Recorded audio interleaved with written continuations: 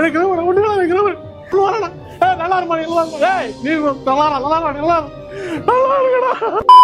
So welcome guys, welcome back to Vikram new video. வணக்கம் சாமி. நண்பர்களே, நேத்து மேட்ச் வேற நான் பார்த்தேன். 240 ரன் அடிச்சும் 240 ரன்னையும் டிஃபெண்ட் பண்ண முடியாம தோத்துக்கிட்டு இருக்காங்க. அந்த அளவுக்கு போய்கிட்டு இருக்கு. எனக்கு என்னமோ அவ்வளவுதான் போல. எப்படி இருந்த டீம் என்னோட மென்டல் பீஸ கெடுக்கிற மாதிரி வந்து விளையாண்டுகிட்டு இருக்காங்க.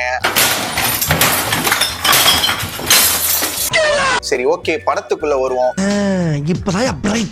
கரண் நண்பர்களே, நம்ம டீனா நடிச்ச கரை படத்தை பத்தி தான் பேச போறோம். FDFS தான் பார்த்தேன். நான் ஏன் இந்த படத்துக்கு போகணும்னு நினைச்சதுக்கான 2 ரீசன் இருக்கு.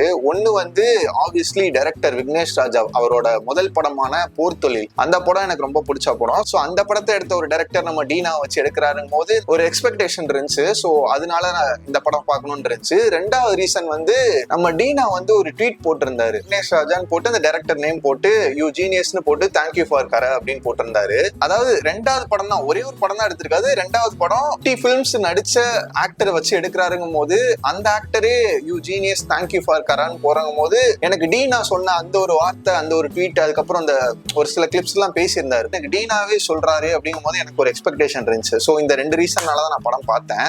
ஓடவா விடுறாங்க. ஸோ ஃபர்ஸ்ட் வந்து நம்ம பாசிட்டிவான விஷயத்த பார்த்துருவோம். அதை பத்தி நிறைய விஷயங்கள் நான் சொல்றேன். அதுக்கப்புறம் ஒரு சில நெகட்டிவா பட்ட விஷயங்களுமே எனக்கு முக்கியமான விஷயங்கள் இருக்கு. ஸோ ஃபர்ஸ்ட் படத்தோட பாசிட்டிவா எனக்கு பட்டது வந்து இந்த படத்தில் நடிச்ச ஆக்டர்ஸ் தான். எவ்ரி ரோல்ல யாரெல்லாம் பிளே பண்ணாங்களோ அந்த ஆக்டர்ஸ் தான் படத்தையே ஹோல்ட் பண்ணியிருக்காங்க நான் சொல்லுவேன். ஸோ இந்த படத்தில் நடிச்சிருக்கவங்க யாருன்னா நம்ம டீனா, அதுக்கப்புறம் மமிதா நடிச்சிருக்காங்க. அப்பாவா வந்து KS ரவிக்குமார், அதுக்கப்புறம் கருணாஸ், அதுக்கப்புறம் ஜெயராம், சுராஜ், இவங்க எல்லாமே நடிச்சிருக்காங்க. இவங்க தான் மேஜர் ரோல். நம்ம டீனா வந்து ஆக்சுவலா ஒரு திருடன், தீஃப். அவரு அவங்க அப்பா கிட்ட வந்து காசு கேட்கிறாரு, தொழில் பண்ணும் அப்படின்ற மாதிரி. அவங்க அப்பா காசு தராதனால அவங்க அப்பா கிட்டே காசு ஆட்டையை போட்டு வந்து ஊரை விட்டு ஓடிறாரு. அதுக்கப்புறம் அவர் மேல ஒரு கரை படிஞ்ச மாதிரி ஆயிரு. அதுக்கப்புறம் அவர் திருடனாவே ஆயிடுறாரு. சோ சின்ன வயசுலயே அந்த பழக்கம் இருக்கனால அதுக்கப்புறம் திருடனாவே ஆயிராரு. திருடனா ஆனதுக்கப்புறம் ஒரு கட்டத்துல திருடும் போது போலீஸ் கிட்ட மாட்டிக்கிறாரு. சோ இப்படி திருடிட்டே இருந்தா வேலைக்காவது, நம்ம அடுத்த கட்டத்துக்கு போகணுன்றதுக்காக, சோ காசு தேவைப்படணுன்றதுக்காக ஊர்ல சொந்தமா லேண்ட் இருக்குன்றனால அதை வித்து காசாக்கிக்கலான்ட்டு அப்பா அம்மா பார்க்க போறாரு. அதுக்கப்புறம் என்ன நடந்துச்சு, அதுக்கப்புறம் ஒரு கட்டத்துல அப்பாவுமே இறந்துறாரு, KS ரவிக்குமாருமே இறந்துறாரு படத்துல. சோ அதுக்கப்புறம் அந்த கடன் எல்லாமே அடைச்சாரா, ஊர் மக்களுக்கும் கடன் இருக்கு, அது எல்லாமே அடைச்சாரா, அதெல்லாமே எப்படி அடைச்சாருன்றதான் படத்தோட பேசிக்கான கதை. எனக்கு பணம் வேணும், என் நிலைமை உங்களுக்கு புரியாது. சோ திருடனா இருக்காரு, மாட்டிக்கிட்டாரு. சரி, இனிமே திருட மாட்டேன்னு சொல்றாரு. அகைன் திருடுறாரு, வந்தா சுட்டா செத்தா ரிப்பீட். அதுக்கப்புறம் அவங்க அப்பா கடனை அடைச்சாரா இல்லையா, ஊர் மக்களுக்கு என்ன ஆச்சு, இந்த கடன் எல்லாம் அடைச்சாருன்றது மாதிரி தான் கதை. சோ சிம்பிளா இதுதான் கதை. சோ இதுல மெயின் பிளஸ்ஸா பாத்தீங்க அப்படின்னா ஆப்வியஸ்லி டீனாவோட பெர்ஃபார்மன்ஸ் வந்து நம்ம சொல்லவே தேவை கிடையாது. எல்லா படத்துலயுமே நல்லா தான் இருக்கும். அந்த கதையே சும்மா இருந்தாலும் அவர் தான் ஹோல்ட் பண்ற அளவுக்கு அவரோட பெர்ஃபார்மன்ஸ் இருக்கும். இல்ல, கண்டிப்பா திருடுவான். எனக்கு அதுக்கப்புறமா யாரோட பெர்ஃபார்மன்ஸ் ரொம்ப பிடிச்சிருந்துச்சு அப்படின்னா KS ரவிக்குமாரோட பெர்ஃபார்மன்ஸ் நல்லா இருந்துச்சு நண்பர்களே. அவர் தான் பாத்தீங்கன்னா அவரோட பெர்ஃபார்மன்ஸ் வந்து இதுக்கு முன்னாடி மத்த படங்கள்ல நம்ம இந்த மாதிரி பார்த்திருப்போமான்னு தெரியல. தங்க மகன்லயும் இவங்க 2 பேரும் தான் நடிச்சிருப்பாங்க. அந்த பையனை பார்க்கும் போது அந்த ஃபீலிங்ஸ், இவ்வளவு நாள் பையனை காணோன்ற அந்த ஏக்கம், அந்த தவிப்பு எல்லாமே அவரோட ஃபேஸ்ல தெரிஞ்சு. அவரோட ஆக்டிங் வைஸ் பார்க்கும்போது அதுல நல்லா இருந்துச்சு. ஏன் அப்படி பேசுற? அவன் திருந்தி தான்டா வந்திருக்கான். செகண்ட் வந்து ஆப்வியஸ்லி அடுத்ததா மமிதா, அவங்களோட பெர்ஃபார்மன்ஸுமே நல்லா இருந்துச்சு. ஒய்ஃபா பிளே பண்ணியிருந்தாங்க. நம்ம லவ் பண்ணி கல்யாணம் பண்ணி நம்பி ஒருத்தனை கல்யாணம் பண்றோம், அவன் வந்து திருடன் ஆயிட்டானே அப்படின்னும் போது அந்த விஷயங்கள் தெரிஞ்சதுக்கு அப்புறம் மமிதாவோட ஆக்டிங்கா இருக்கட்டும், அதுக்கப்புறம் திரும்பவும் நான் திருட மாட்டேன் அப்படின்னு சொல்லிட்டு திரும்ப அகைன் வந்து டீனா திரும்பும் போது அப்போ வந்து ஒரு பெர்ஃபார்ம் பண்ணியிருப்பாங்க. ஸோ அதெல்லாமே அவங்களோட பெர்ஃபார்மன்ஸுமே நல்லா இருந்துச்சு. எங்க போயிட்டு வர? ஒரு வேலையா போயிட்டு வரேன். சுராஜுமே அவர் தான் போலீஸா பிளே பண்ணியிருந்தாரு. வீரதூர சூரன்லாம் நடிச்சிருப்பாரு. ஸோ ஓவராலா ஆக்டிங் வைஸ் எல்லாமே நல்லா தான் பண்ணியிருந்தாங்க. திங்கட்கிழமை ராத்திரி ஒரு பேங்க் கதவை உடைச்சு உள்ள போய் திருடு இருக்கான். ஆனா அவன் அதோட நிறுத்தல. அதுக்கப்புறமா ஜெயராமே நல்லா பண்ணியிருந்தாரு. அவருமே முக்கியமான ரோல் தான். ஸோ அவரோட பெர்ஃபார்மன்ஸுமே நல்லா இருந்துச்சு. அவர் எப்பயுமே ஒரு மாதிரி காமெடி ரோல்ல பார்த்து என்னடா பண்ற? எறும்புடா கடிக்குது, சொல்லக்கூடாதா?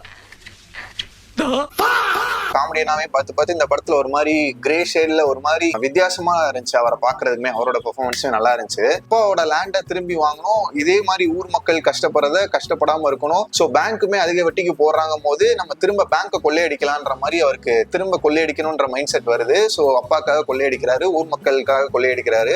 அடுத்த நாளே பட்ட பகல்ல இன்னொரு பேங்குக்கு போய் கொள்ளையடிச்சிருக்கான். அப்பாவை அந்த நிலத்துல புதைக்கணுன்றதுக்காக கொள்ளையடிக்கிறாரு. ஒரு பேங்க் கொள்ளையடிச்சிட்டாங்க. இத்தனைக்கும் அது 90s காட்டுற மாதிரி தான் படத்தையுமே செட் பண்ணியிருக்காங்க.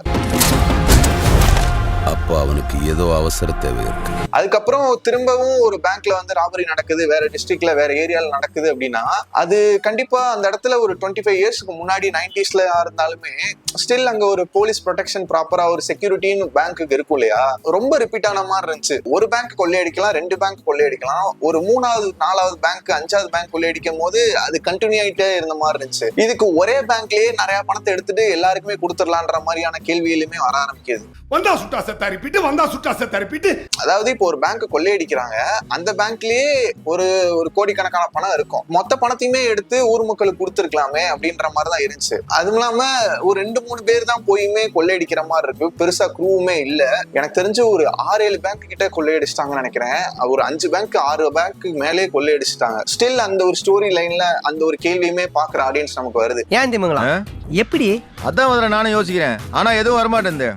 அப்புறம் ஒரு சில இடத்துல காமெடியாவுமே ஒரு சில இடத்துல நல்லா ஒர்க் ஆயிருக்கு. சோ இதுதான் பாத்தீங்க அப்படின்னா அவங்க எழுதியிருக்க அந்த ஸ்கிரிப்டே இதுதான், அவங்க எழுதியிருக்க அந்த ஸ்டோரியே இதுதான், இதுக்கேத்த ஒரு ஸ்கிரீன் பிளே தான், அந்த எங்கேஜிங்கான ஸ்கிரீன் பிளே தான் அவங்க கொண்டு போயிருக்காங்க. எனக்கு என்ன ஒரு விஷயம் ஹார்டா பட்டுச்சுன்னா, ஸ்டோரியாவே இன்னும் கொஞ்சம் நல்லாவே பண்ணியிருந்திருக்கலாமே. ஃபர்ஸ்ட் ஹாஃப்ல என்ன நடந்துச்சோ செகண்ட் ஹாஃப்லயும் அதே மாதிரி தான் ரிப்பீட் ஆன மாதிரி தான் இருந்துச்சு. அந்த ராபரி தான் திரும்ப நடக்குது. ஏன்னா லேண்ட்ல வந்து அவங்க அப்பா வந்து புதைக்க விட மாட்டேன்ட்டாங்க. ஏன்னா லேண்ட் வந்து பேங்க்குக்காரங்க வந்து ஜப்தி பண்ணி வச்சிருந்தனால அவங்க கையில இருந்துச்சு. அவங்க கையில இருந்து லேண்டை மீட்டணும் அப்படின்னா 4.5 லட்ச ரூபாய் பணத்தை கேட்டிருக்காங்க. சோ 4.5 லட்ச ரூபாய்க்கு 3 லட்ச ரூபாய் கொடுத்துறாரு, மீதி 1.5 லட்ச ரூபாய் பாக்கி இருக்குங்கும் போது திரும்பவும் கொள்ளையடிக்கிறாரு. அதுக்கப்புறம் ஊர் மக்களுக்காக திரும்ப இன்னொரு பேங்க்ல மொத்தமா கொள்ளையடிக்கிறாரு. எத்தனை வருஷம் எங்கடா இருந்தா? சோ அந்த ஸ்டோரியாவே ஒரு மாதிரி, நான் தான் சொல்றேன் நண்பர்களே, உங்களுக்கு புரியுதா நான் சொல்றது? ஸ்டோரியாவே இன்னும் கொஞ்சம் கொண்டு போயிருந்திருக்கலாம் நான் சொல்றேன். எனக்கு வந்து நான் எக்ஸ்பெக்டேஷன் பண்ணி போனனாலதான் எனக்கு மட்டும் இப்படி தோணுதான்றது தெரியல. அந்த எக்ஸ்பெக்டேஷன் இருக்கனாலதான் எனக்கு ஸ்டோரி வந்து ஒரு மாதிரி ஸ்டாக்னண்டா ஒரு மாதிரி ஸ்டக் ஆகி இருந்த மாதிரி ரிப்பீட் ஆயிட்டே இருந்த மாதிரி இருந்துச்சான்னு எனக்கு தெரியல. சோ அப்புறம் இன்னொரு விஷயங்கள் எல்லாமே நல்லா இருந்துச்சு. அது என்னன்னா, ஜெயராம் தான் பேங்க் மேனேஜரா வச்சு பண்ணிட்டு இருப்பாரு, அவர் தான் பண்ணிருக்காரு, அவர் தான் இதுக்கு பின்னாடி இருக்காருன்றத சுராஜ் கண்டுபிடிச்சிருவாரு. இதெல்லாமே அவரும் பண்ணிட்டு இருக்காரு. டீனா ஒரு பக்கம் பண்றாருன்னா இவரும் ஒரு பக்கம் பண்றாரு, இவங்க 2 பேர் தான் பண்ணிருக்காங்கன்றதை அவர் கண்டுபிடிச்சுவாரு. அவர் எதை வச்சு காசு பார்த்து சம்பாதிச்சாரோ சேம் அதை வச்சே தன்வினையே தன்னை சுடுன்ற மாதிரி அவர் செஞ்ச தப்ப வச்சே அந்த டிராக்டே வச்சு திரும்ப அவர் நடக்கும் போது டக்குன்னு அந்த டிராக்டர் ஏத்திட்டு போற மாதிரி அடிச்சுட்டு போற மாதிரி காமிச்சிருந்தாங்க. சோ அந்த விஷயம் நல்லா இருந்துச்சு, பிடிச்சிருக்கு.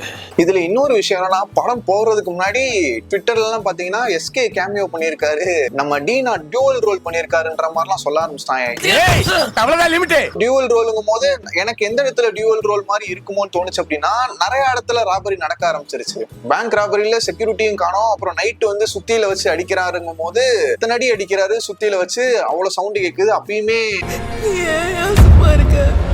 சொல்ல வேண்டியதானே, யாருக்குமே வெளியில எதுவும் கேட்காத மாதிரி சுத்தியில வச்சுலாம் அடிக்கிறாரு, அந்த ஒரு கேள்வி வருது. அது ஸ்டோரி நல்லா பண்ணியிருந்தாரு அப்படின்னா இது ஒரு பேங்காவே வச்சுட்டு இன்னும் கொஞ்சம் அடிஷ்னலா ஸ்டோரியில எழுதும் போதே நிறைய விஷயங்கள் நிறைய ஆட் பண்ணிருக்கலாம்ன்ற மாதிரி தோணுது. சோ இது ரிப்பீட் ஆயிட்டே இருந்த மாதிரி தான் இருந்துச்சு. அவ்வளவு போலீஸ் இருப்பாங்க, செக்யூரிட்டி இருக்கும். சோ என்னதான் 25 இயர்ஸ் முன்னாடினாலுமே ஸ்டில் 90sல இருந்தாலுமே ஸ்டில் ஓரளவுக்காவது கொஞ்சம் செக்யூரிட்டிஸ் இருக்கும், பாத்துக்க ஆள் இருக்கும் அப்படின்ற மாதிரியான கேள்விகள் எல்லாமே இருக்கு.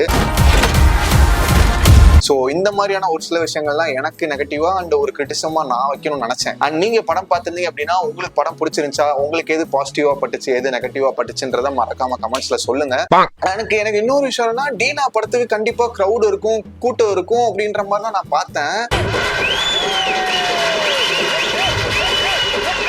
FDFS நான் பாக்குறேன், FDFS ஸ்கிரீனே ஃபுல் ஆகாம தான் இருந்துச்சு. நிறைய தியேட்டர்ஸ்ல ஃபுல் அண்ட் ஃபுல் கிரீன் கலர்ல தான் இருக்கு, டிக்கெட் எதுவுமே ஆல்மோஸ்ட் ஃபுல்லான மாதிரியே தெரியல. ஒரு எல்லோ கலர் சிம்பிள் கூட காட்டல, ஃபுல் அண்ட் ஃபுல் கிரீன்ல தான் இருக்கு. அது ஏன்றதே தெரியல, பீப்புளுக்கு ரீச் ஆகலையா படம் அப்படின்றதுமே தெரியல எனக்கு. சோ இதுக்கப்புறம் மேபி புக்கிங் வந்தா நல்லா இருக்கும். அதர்வைஸ் எல்லாரோட பெர்ஃபார்மன்ஸுமே டாப் நாச்சா தான் இருக்கு. சோ அதெல்லாமே நம்மளால ஒன்றும் குறை சொல்ல முடியாது. மியூசிக்குமே நல்லா இருக்கு, பாடல்கள் நல்லா இருக்கு. அவங்க சிம்பிளா சொல்லணும்னா அவங்க எழுதின கதை வைஸ், அவங்க கொடுத்த ஸ்கிரீன் பிளே வைஸ் எல்லாமே ஜஸ்டிஃபை பண்ண மாதிரி தான் இருக்கு. ஸோ ஓவராலா பார்க்கும்போது இது ஒரு நல்ல படம் தான். பட் கொஞ்சம் எக்ஸ்பெக்டேஷனோட போனீங்கன்னா மேபி எனக்கு தோணுன தாட்ஸ், எனக்கு இருந்த கிரிட்டிசம் மேபி உங்களுக்கு இருக்க வாய்ப்பு இருக்கு. ஸோ அந்த ஸ்டோரியாவே இன்னும் கொஞ்சம் பெட்டரா பண்ணியிருந்தாங்கன்னா இட் குட் ஹவ் பீன் பெட்டர்ன்றது தான் எனக்கு தோணுச்சு. ஸோ அதுதான் நானும் கன்வே பண்ணணும்னு இருந்தேன். ஸோ உங்களோட கருத்துக்களை மறக்காம கமெண்ட்ஸ்ல சொல்லுங்க. அண்ட் ஆல்ரெடி நானே ஐபிஎல்ல மேட்சை பாக்குறதுக்கு டென்ஷன் ஆகுது, எம்ஏ ஏன் இப்படி பண்ணிட்டு இருக்காங்கன்றது தெரியல, குழி தோண்டி புதைச்சிருவாங்க போல பிரான்சைஸி, அந்த அளவுக்கு போய்கிட்டு இருக்கு. சிரிக்கிறாங்கப்பா அங்க ஆபீஸ்ல என்ன பார்த்து.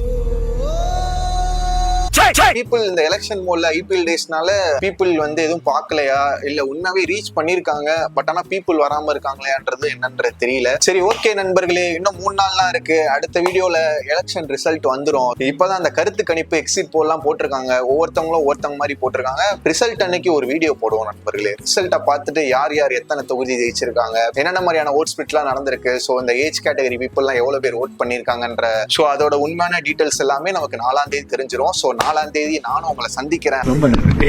So I hope you guys like this video. உங்களுக்கு இந்த வீடியோவும் பிடிச்சிருக்கும் நம்புறேன். நானும் உங்களை அடுத்த வீடியோல மீட் பண்றேன். Until then, bye from Vikram guys.